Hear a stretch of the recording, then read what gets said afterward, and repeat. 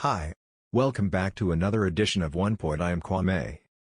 In this video I am going to share with you one of my favorite book Reasons to Stay Alive, so stay with me for 5 minutes and let us unlock together this book. Reasons to Stay Alive is a novel and memory written by novelist Matt Haig, published on March 5, 2015.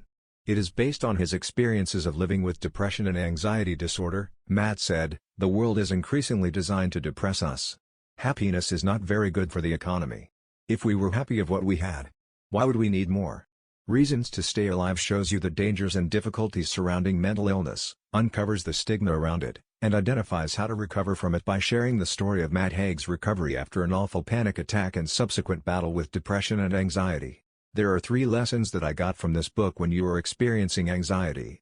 First, if you're depressed, reading books to get out of your own head can help. Second, there are some benefits to mental illness, which even some of the world's greatest leaders experience. Third, recovery won't be as straightforward as you think, but it is possible. At just 24 years old, while living in sunny Ibiza, Spain with his girlfriend, Matt Haig had a terrible panic attack that left him in bed for 3 days. It also began a long road to recovery from the depression and anxiety he'd been silently experiencing.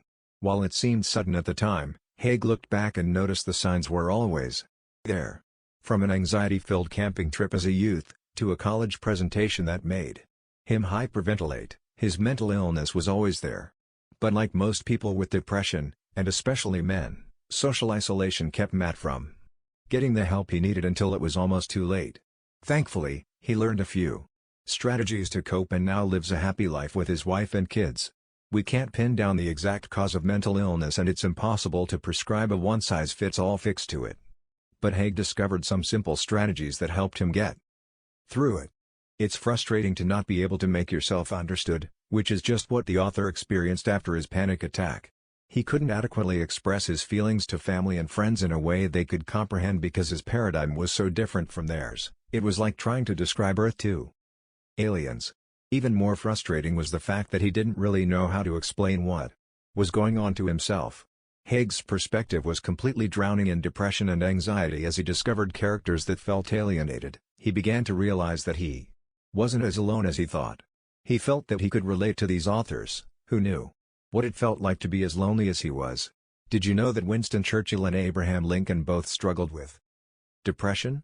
Behind their inspiring and ambitious careers was this silent struggle with mental illness.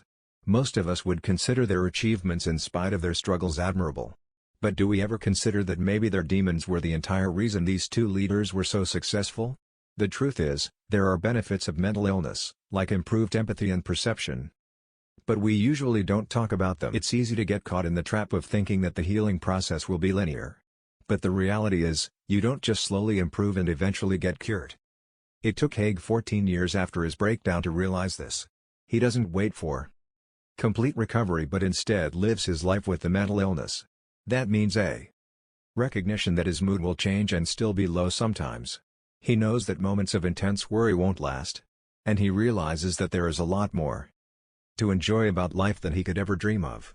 While he recognizes there is no magic pill to cure his mental state, Haig does have a few tools he uses to feel better. Eating well and getting enough sleep are important on that list. He also goes running to help him relax.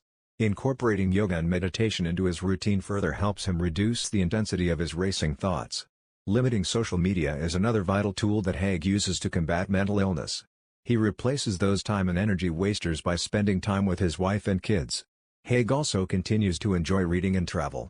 These powerful habits unlock the ability to get out of his head and see how others view the world. Thank you for being with us today. I hope you have learned something. Feel free to follow us for more videos. See you next time. Happy holidays.